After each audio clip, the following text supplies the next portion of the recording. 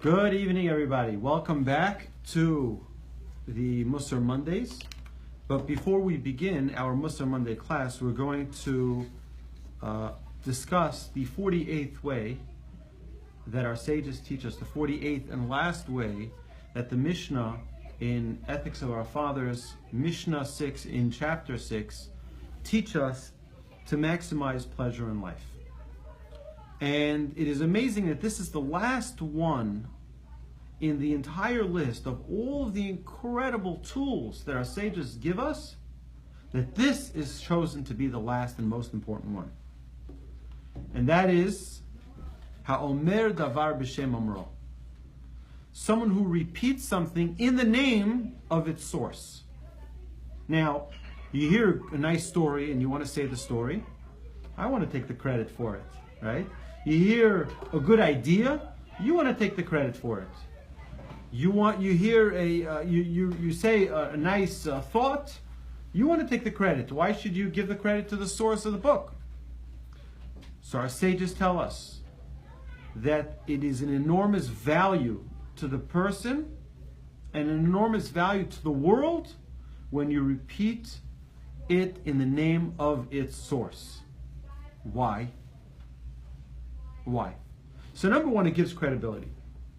When I repeat something in the name of Rambam or Ramban or Rashi or the Talmud, so it immediately lends credibility. But much more than that is that why would a person not give the proper source to what they're repeating? The reason a person wouldn't do that is because they want to take credit for it. So it's an arrogance.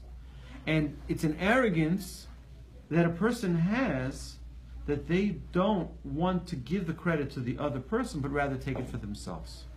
And our sages tell us a very important thing, that someone who does repeat something in the name of its source, meaning you attribute it to its source, mevi geula la'olam, you're bringing the redemption to the world.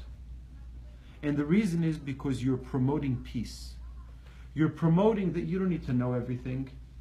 You don't need to be the source for everything, but rather you can bring about a whole wealth of wisdom. You can bring in other sources. You can teach something from another source. You don't need to be the origin for every good idea. And when you're sitting in that meeting and someone repeats an idea that you told them and they take the credit, it's a good thing I thought about it, right? How do you feel? Not exactly so much peace over there.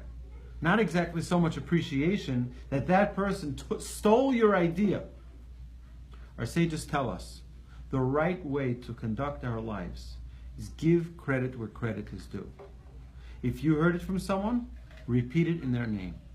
If you saw it in a book, repeat it in their name. We see this constantly in the words of our sages. Look at all of the ethics of our fathers.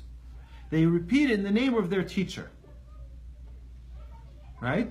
They said, this sage taught this in the name of so-and-so, the son of so-and-so, the son of so-and-so, right? Why? Because that is what brings peace to the world.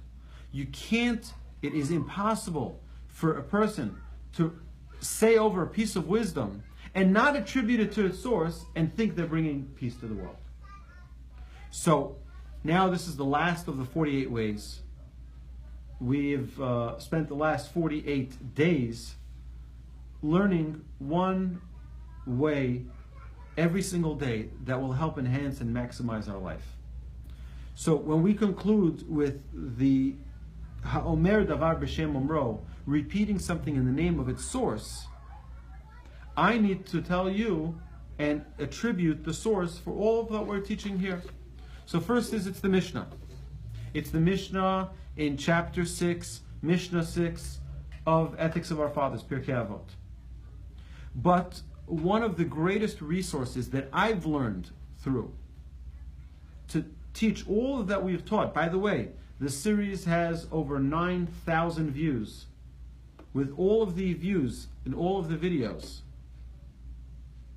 So I want to attribute all of that to the great Rabbi Noach Weinberg from Esha Torah, of blessed memory. Rabbi Noach Weinberg really took this Mishnah and gave it a life. that previously was hidden. And he infused such incredible knowledge and such incredible wisdom into this Mishnah. And I want to give a tremendous yasher koach to all of those at Eish Torah, at eish.com, and all of the students who've really done an incredible job in keeping his legacy alive and helping the word of Torah, and for me primarily this 48 ways, so that it could be something which has helped me so much in my life, and hopefully help all of those who have watched any of these videos, hopefully will bring their life to a whole new level and hopefully maximize the opportunities brought to them in their life. So we're going to end this series with a tremendous thank you to all of our viewers, our very dedicated Davida. Thank you so much. You've been watching, I think, everyone. And to all of our classmates here and in all the other classes in Beth Yeshurun, in Bris Shalom, in Beth El, here at the Torch Center, and many other places where we've taught these classes. I want to thank you all for hosting us and for listening and for joining us. And in a few minutes, we're going to get back online and do a full summary of all of the 48 ways in one shot. So with that, thank you so much, and have a lovely Shavuot to my dear friends. And we will be learning all night. Torch will be hosting classes at Congregation Beth Rambam. I personally will be teaching from 12 o'clock till 2 o'clock. 2 o'clock, I'm inviting you all to join me on a walk and learn from 2 o'clock to 3 o'clock, where I'm going to be walking all the way to Rabbi Yaakobin's synagogue here on South Braeswood, and then teaching from 3 o'clock to 5 o'clock. And then at 5 o'clock, we do a walk and learn back to Congregation Beth Rambam, where we will have the morning services. So I look forward. Tomorrow night, we begin at 12 a.m., Tuesday night or Wednesday morning. And we will be learning for 6 hours straight from 12 o'clock till 6 o'clock.